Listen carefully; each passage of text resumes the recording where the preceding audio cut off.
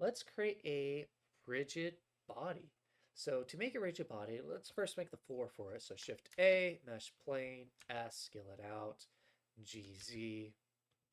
We're going to go to the physics, click rigid body, and we want this to be passive because this is going to be the floor. Now the shape, there's different types we could do. Convex hull, that works pretty good, or we can have it exactly towards the mesh. But by default, let's do mesh so it's more accurate. Go here, we're going to do rigid body as well, and this is going to be mesh. Click play,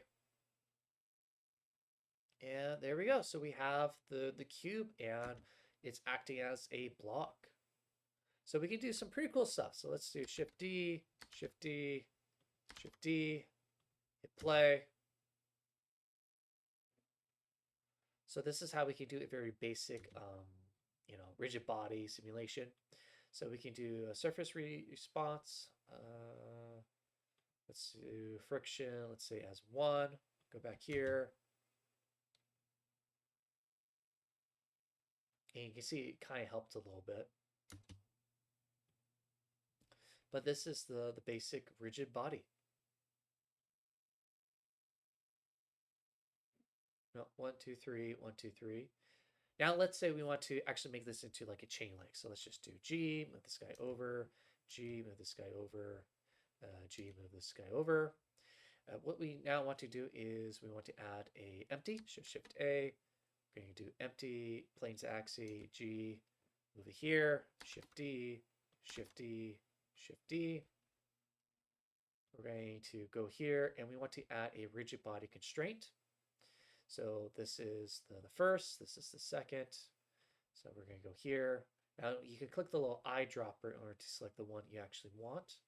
And with this, what this will do is it'll actually connect them. Let's do it here. This guy, and then that guy, and then this one. Rigid body constraint, this guy, and this guy. So if I hit play, we can see now it acts as one solid object. Now if we go back here, we can actually change it. So let's say we want to do hinge. Here, hinge, hit play. And we should see it's rotating now. You can see all the cubes are rotating. Now it's rotating because the hinge is on the Z axis. Of course, we can always change that. But hopefully you can start seeing how powerful the rigid body is, because there's a bunch of different types in here. One of them is piston, one of them slider. So you could you could actually simulate a car. You could actually simulate gears using rigid bodies. So you can do physical simulations.